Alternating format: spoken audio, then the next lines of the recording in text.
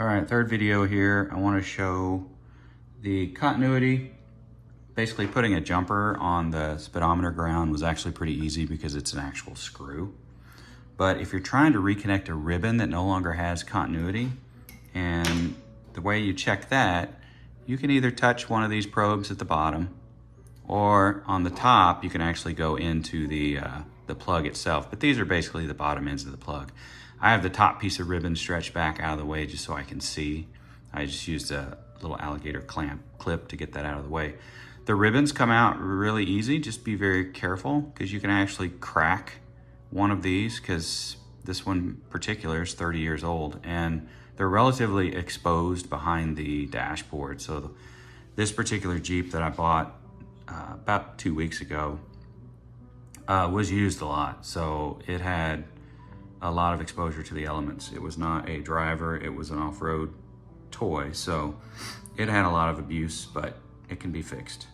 So basic continuity, you're gonna take, like I was having a real hard time with turn signals here. Let's see which one we wanna use.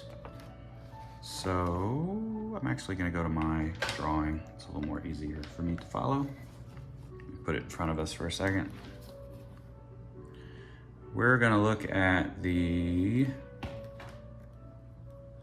do the right turn signal on this one, so, or the turn signal that's actually pointing in this direction. So right here in the cluster on the back side of it, it's gonna be the top bulb all the way to the right.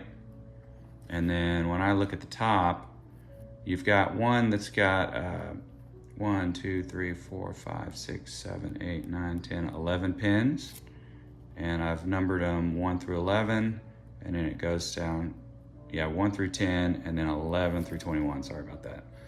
So for that right turn signal, I'm looking for pin 18, which on the wide one, it's gonna be the fourth one in from the left. So let's see if I can do this without messing it up. So fourth one in from the left. We've got our continuity meter on. Let's make sure it's working. Actually, it looks like my battery's probably about to die on this thing. All right, we're good. So I'm gonna go fourth one in on the long one, which is right here. And I'm gonna touch the,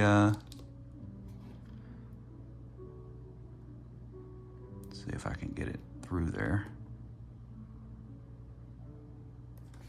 I'm gonna take the bulb out. So my little probe's not tough enough to get down through there. So let me take the bulb out, get my continuity here, and then go fourth one in. All right, so we have good continuity, but why do we have good continuity? Because I actually took this tiny screw and screwed it through the ribbon and through this ribbon. So if you follow this one up, this is the fourth ribbon, but the problem is, as we come down here, we get a lot of corrosion, and I started to figure out that this ribbon itself no longer had continuity. So I just put a jumper in, which actually works, and I'll show you how that jumper, how it actually works, if I can find all my stuff here. You need some teeny tiny screws, and you need a small screwdriver. So Amazon's your friend on this. Get my screwdriver set up. Sorry for the long video here, but I'll take this screw out just so you can see it. I don't like to take it out, but because I'm sure at some point this is not going to work anymore, but right now it is currently working. So really all I did